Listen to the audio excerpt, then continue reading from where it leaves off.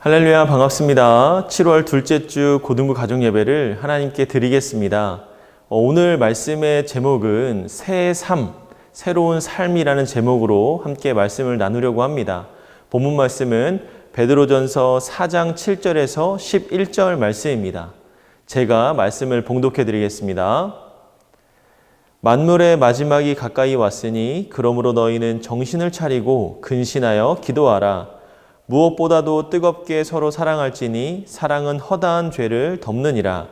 서로 대접하기를 원망 없이 하고 각각 은사를 받은 대로 하나님의 여러 가지 은혜를 맡은 선한 청지기 같이 서로 봉사하라.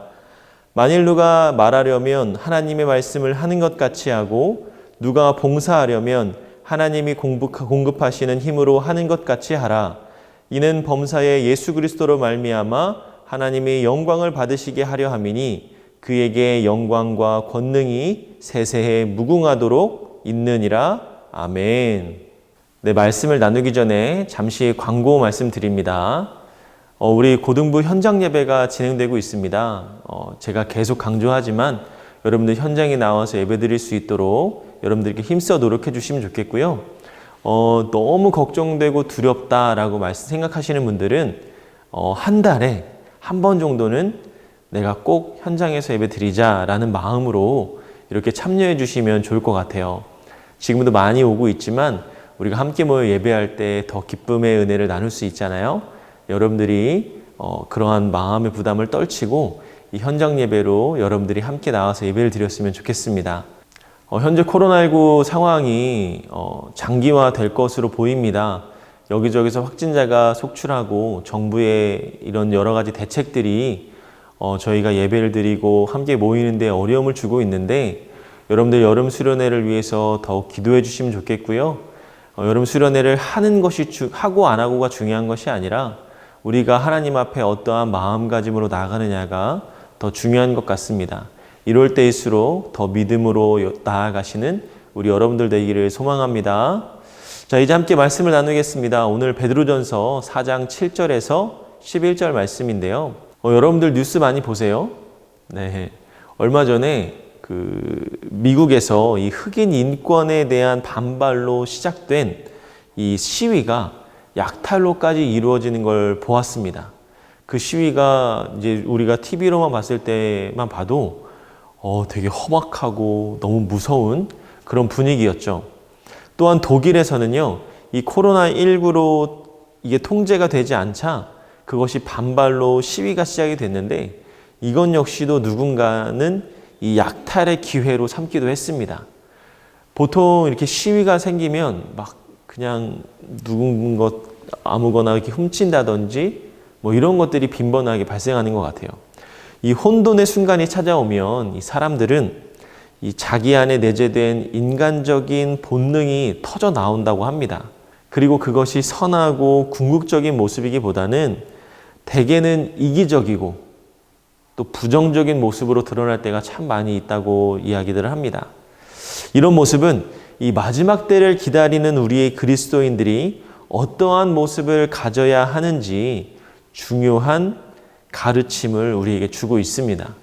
오늘 본문에서는요, 이렇게 세 가지로 정리해서 이야기를 하는데요. 이 첫 번째는 서로 사랑하라라는 겁니다.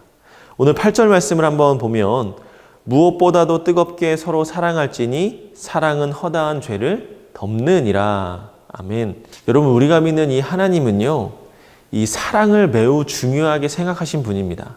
사랑은 예수님도 사도들도 다른 무엇보다도 가장 강조하고 있는 이야기 중에 하나죠. 인간의 죄를 해결하기 위해서 이 땅에 오셔서 십자가에 죽으셨던 그 예수님을 우리는 기억합니다. 십자가 형벌 앞에서 예수님 마음은 어땠을까요? 그분은 십자가를 기대하고 고대하며 손꼽아 기다렸을까요? 난 이제 정말 십자가에서 이제 죽는구나. 너무 신난다. 나 너무 행복해. 내가 너희들을 사랑하니까 십자가에 빨리 죽어야지. 이런 기대감에 있었을까요? 그분도 두렵고 떨렸을 겁니다. 그래서 그분은 십자가에서 달리실 때 이렇게 고백하잖아요. 아버지여, 할만하시거든 이 잔을 내게서 옮기시옵소서. 그렇게 탄식하며 간구하셨습니다. 하지만 우리는 또 다른 예수님의 말씀을 기억하죠. 예수님은 사람이 친구를 위하여 자기 목숨을 버리면 이보다 더 큰 사랑이 없다라고 이야기를 하십니다. 그리고 그 말씀대로 우리를 위해서 십자가에서 자기 목숨을 버리시고 우리에 대한 사랑을 확증시켜 주셨죠. 그리고 그 십자가의 사랑이 우리의 죄를 해결해 주셨습니다. 그리고 그 십자가의 사랑이 우리의 죄를 해결하였습니다. 우리도 그 사랑을 본받아야 하는 거죠. 물론 우리의 사랑은 예수님의 사랑처럼, 예수님께서 그러하셨던 것처럼 다른 사람의 죄를 해결해 줄 수는 없습니다. 그러나 서로 사랑하면 우리는 그 사랑으로 다른 사람의 죄와 허물을 보는 대신 덮어주고 감싸주고 이해해 줄 수 있는 겁니다. 미움은 서로의 잘못을 들춰서 지적하고 다툼을 일으킵니다. 하지만 사랑은 반대죠. 사랑은 허다한 죄를 덮고 그 사람을 감싸 안아줄 수 있는 겁니다. 자, 두 번째는요, 서로 대접하라라는 겁니다. 9절 말씀을 한번 읽어볼까요? 서로 대접하기를 원망 없이 하고. 여러분들은 어떻게 생각할지 모르지만 지금 우리가 살아가는 이 시대는요, 참 정의 없는 시대가 되었다라고 저는 생각이 들 때가 참 많습니다. 개인과 집단의 이익만을 챙기는 시대, 그래서 남을 돌아볼 겨를이 없는, 선한 마음으로 남을 돌보거나 오히려 내 손에 있는 빵 한 조각도 빼앗기는, 눈 뜨고 코 베이는 세상이 바로 이 세상이라는 거죠. 이제 눈을 더 크게 뜨고 내 것을 지켜야 할 때가 찾아왔습니다. 하지만 그리스도인이라면 그럼에도 불구하고 조금 더 남을 돌아보고 주변을 돌보는 삶을 살아야 되지 않을까요? 그런데 우리에게 생기는 작은 핑계거리가 있습니다. 그게 뭐냐면, 하나님, 저는 할 수 있는 게 별로 없어요. 하나님, 저는 가진 게 별로 없습니다. 이렇게 핑계를 대고 있는 거죠. 하지만 마태복음 10장 42절에 보면 예수님은 이렇게 말씀하고 있습니다. 함께 읽어보겠습니다. 또 누구든지 제자의 이름으로 이 작은 자 중 하나에게 냉수 한 그릇이라도 주는 자는 내가 진실로 너희에게 이르노니 그 사람이 결단코 상을 잃지 아니하리라 하시니라. 아멘. 예수님은 이렇게 말씀하신 거죠. 크고 대단한 게 아니에요. 우리가 남을 대접할 때 큰 헌신, 큰 섬김만 필요한 것이 아닙니다. 냉수 한 그릇이라도 누구라도 대접할 수 있는, 냉수 한 그릇이라도 누구에게나 대접할 수 있는 그런 정도의 것인 거죠. 여러분들에게 주어진 것으로, 여러분이 할 수 있는 방법으로 남들을 대접한다면 우리가 함께 세워가는 이 공동체가 아름다워지고 더욱더 사랑을 실천할 수 있는 공동체가 될 수 있을 것입니다. 우리 사랑하는 여러분들, 남을 대접할 수 있는 자들 되기를 주님의 이름으로 소망합니다. 아멘. 그렇다면 세 번째는요, 서로 봉사하라라는 겁니다. 자, 10절 말씀을 한번 읽어보겠습니다. 각각 은사를 받은 대로 하나님의 여러 가지 은혜를 맡은 선한 청지기 같이 서로 봉사하라. 아멘. 우리가 받은 은사대로 우리는 서로 봉사해야 된다라는 거죠. 각자 맡은 은사가 다르기 때문에 서로 다른 은사가 함께 모인다면 우리 공동체는 더 큰 시너지를 발휘할 수 있을 겁니다. 그러나 이때 주의할 것은요, 봉사하면서 나의 이름이 드러나서는 안 된다는 거죠. 우리의 봉사가 봉사활동 확인서에 딱 도장이 찍혀서 좋은 대학에 가려는 목적이 있어서도 안 되고, 또 내 힘으로 봉사해서도 안 된다는 겁니다. 11절의 말씀을 보면 누가 봉사하려면 하나님이 공급하시는 힘으로 하는 것 같이 라고 말씀하고 있어요. 모든 은사는 하나님이 주신 은사이기 때문에 하나님의 힘으로 하는 겁니다.